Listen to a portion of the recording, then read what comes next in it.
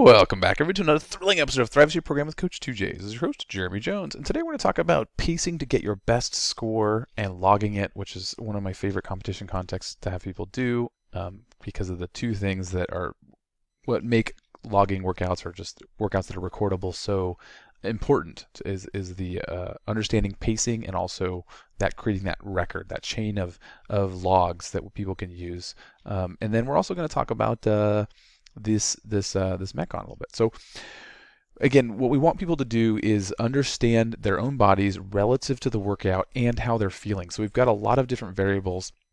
And us as coaches, we can give recommendations about pacing, but ultimately it really we can't give the same advice to every single person because, like I said, it depends on how they're feeling that day, their abilities, what the workout is, and you know how their how their food has been, all these other variables. But as people start to get more experience, they're going to learn a lot faster and get a better result or a better stimulus if they approach the workout with the proper, the proper prescription, right? So the proper pacing for them.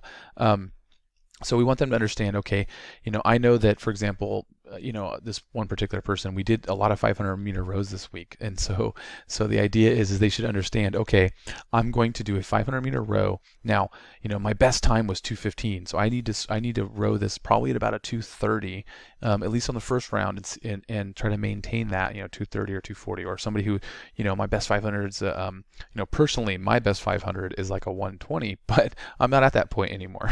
Actually, I think I got 1:19 once, but definitely not at that anymore. Like right now, I would probably want to row this at closer to 2 minutes because it's just my cardio is not what it used to be.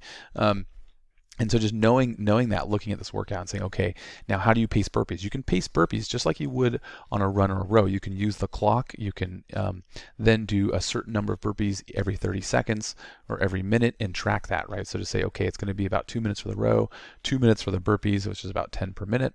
Then 2 minutes or faster for the run or the assault bike, and then understanding that, okay, and then being able to adjust on the second round and the third round. Now, ideally, just like most Metcons, but just like any race, if you're running a race or doing a race in a boat, you would want the end to be a little bit faster than the beginning, right? So when we're pacing these things, usually if we were to track this over time, the pace might be a little bit faster in the beginning, but then it should quickly settle down into a pace and then speed up, and then our last round goes up. And so sometimes this is called the bathtub curve because you have like the deep end of the bathtub and a steep kind of get started and then settle down into your pace, and then it slowly creeps up as you go, and then we finish strong, right? So we finish the last round strong.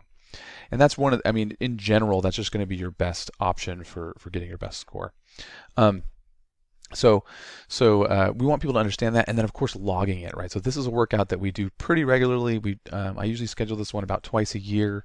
So just make sure people log this one. It's just a great cardio type workout that people can really see improvements with over time. And again, when people don't see an improvement, that becomes the conversation. Well, why don't you think you improved? How has your consistency been in the gym? How's your sleep and your nutrition going? Did you pace incorrectly? All that stuff only happens if people are actually taking notes and creating that log, right? Instead of just doing the workouts and not checking it. So the logging it, I do feel, is a powerful tool that we get to use and that people should use to get the most out of their training.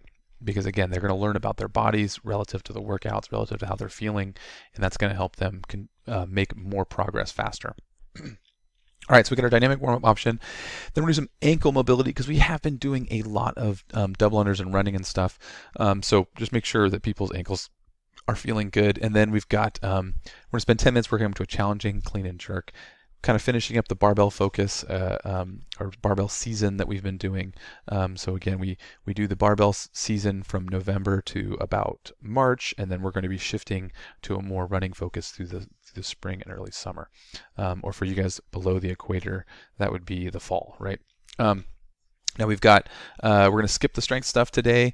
Now you'll notice that this is actually an individual workout with a team version. Again, about every 7th or 8th Saturday, I like to just put an indie workout in with a team version. But if you guys want to do the team version as your main programming for the day as the expected programming because people are expecting it, go ahead and do that. And the way we do that is that you have one person start on each station and they all rotate together. And so this will change the workout a little bit. So just make sure if they are going to log it, they should keep that in mind.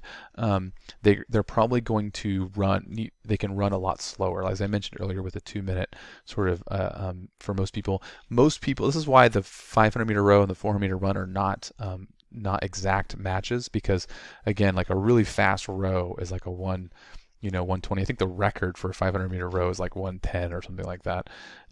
But there's plenty of people who can run under a minute in a 400. It's not very common unless they have a track and field background, but a 400-meter run in the low minute range is not, minute 5, minute 10, minute 15 is not that crazy for most CrossFitters. And there's nobody doing that on the rower. That's very rare. And so just recognize that people will probably, if they go a little slower on the run, that isn't necessarily going to hurt their whole workout because now they're going to be more rested for the other two movements. But it does make it a little bit more fun to kind of have that team version. They're still going to get a great workout in, and it's still going to be in that same 16 to 22 minute range. But that's it for today, guys. Thanks a lot, and thrive on.